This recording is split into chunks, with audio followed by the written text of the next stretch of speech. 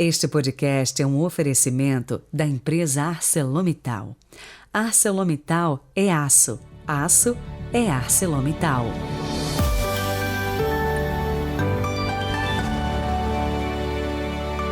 Olá, sejam muito bem-vindos ao mês da Bíblia, quinta-feira, 1º de setembro de 2022. E aí, quais são os propósitos que te aproximarão ainda mais da palavra de Deus? O que você pensa em fazer? Conte aí pra gente nos comentários. Quem sabe pode inspirar outros ouvintes. Rezemos juntos.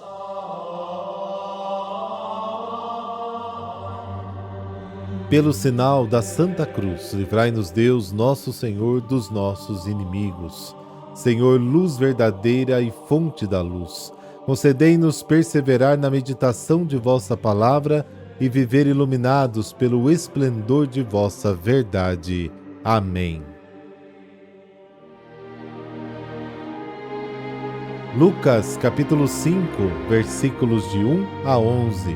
O Senhor esteja convosco. Ele está no meio de nós. Proclamação do Evangelho de Jesus Cristo segundo Lucas. Glória a vós, Senhor.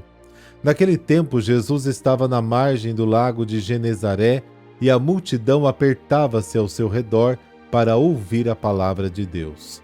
Jesus viu 2 barcas paradas na margem do lago. Os pescadores haviam desembarcado e lavavam as redes. Subiu numa das barcas, que era de Simão, pediu que se afastasse um pouco da margem. Depois sentou-se da barca e ensinava as multidões. Quando acabou de falar, disse a Simão: avança para águas mais profundas e lançai vossas redes para a pesca. Simão respondeu: Mestre, nós trabalhamos a noite inteira e nada pescamos, mas em atenção à tua palavra vou lançar as redes. Assim fizeram e apanharam tamanha quantidade de peixes que as redes se rompiam. Então fizeram sinal aos companheiros da outra barca para que viessem ajudá-los. Eles vieram e encheram as 2 barcas, a ponto de quase afundarem. Ao ver aquilo, Simão Pedro atirou-se aos pés de Jesus, dizendo: Senhor, afasta-te de mim, porque sou um pecador. É que o espanto se apoderara de Simão e de todos os seus companheiros por causa da pesca que acabavam de fazer. Tiago e João, filhos de Zebedeu, que eram sócios de Simão, também ficaram espantados. Jesus, porém, disse a Simão: não tenhas medo, de hoje em diante tu serás pescador de homens. Então levaram as barcas para a margem, deixaram tudo e seguiram a Jesus. Palavra da salvação. Glória a vós, Senhor.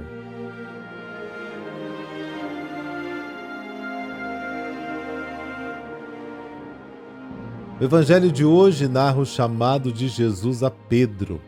O Evangelho de Marcos situa a vocação dos primeiros discípulos após o início do ministério público de Jesus. Marcos capítulo 1.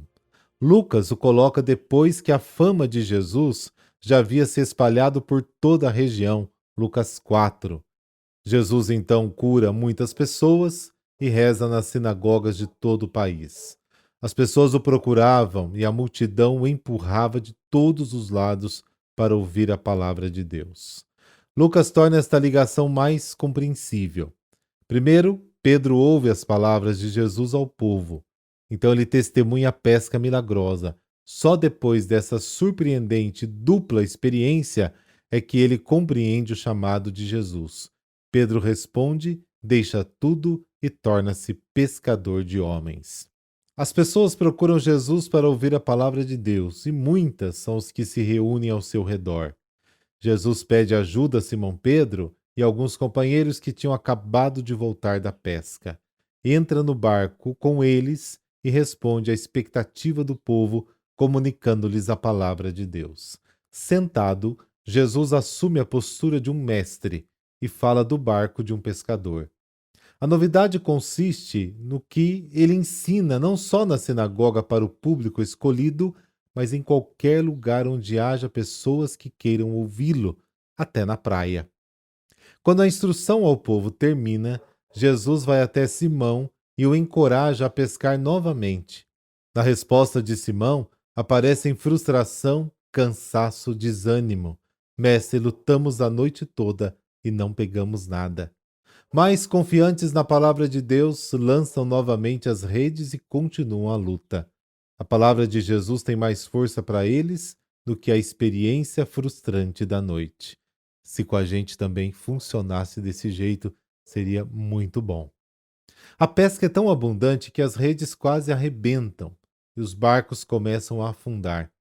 Simão precisa da ajuda dos amigos que estão em outro barco. Ninguém pode ser completo sozinho. Uma comunidade tem que se ajudar. O conflito entre as comunidades, tanto no tempo de Lucas quanto hoje, deve ser superado para alcançar um objetivo comum, que é a missão. A experiência do poder da palavra transformadora de Jesus é o eixo em torno do qual as diferenças são abraçadas e superadas. A experiência da proximidade de Deus em Jesus faz Simão compreender quem ele é. Afasta-te de mim, Senhor, porque sou um pecador. Diante de Deus somos todos pecadores. Pedro e seus companheiros têm medo e ao mesmo tempo se sentem atraídos. Jesus, então, afasta o medo.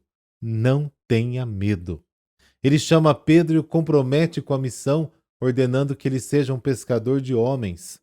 Pedro experimenta muito concretamente que a palavra de Jesus é como a palavra do Senhor, ela é capaz de fazer acontecer o que afirma.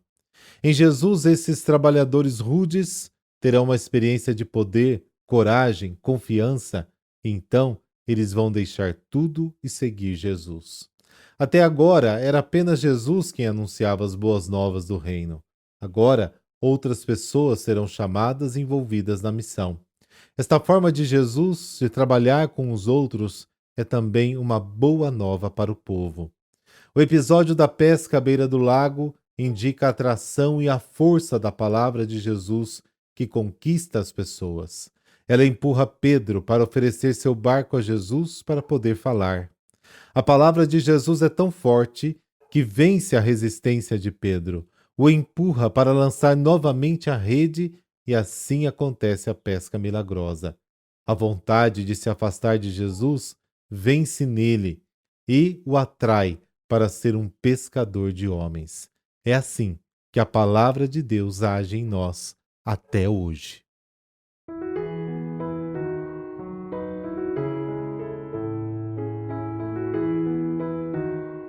E hoje a igreja celebra Santo Egídio. Ele foi um grande santo católico eremita do século VI, originário da Grécia, que se tornou popular na região da Provença e da Escócia. A abadia onde viveu Santo Egídio é local de peregrinação e parada oficial dos caminhos de Santiago. Pouco se sabe sobre a infância e juventude do Santo Egídio, porém sabe-se que ele era filho de nobres atenienses. Após a morte de seus pais, Egídio passou a ser eremita e habitou na região do rio Ródano e do rio Gard. De acordo com a legenda áurea, Egídio se mudou para uma floresta na região de Nimes para viver como eremita e se dedicar ao estudo de Deus.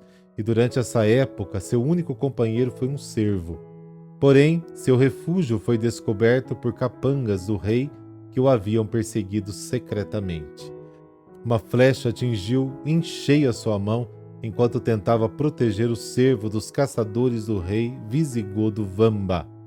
Como forma de reconciliação, o rei disponibilizou médicos para cuidarem dos ferimentos da mão de Egídio e também construiu um enorme monastério para ele, que mais tarde se tornou um monastério beneditino.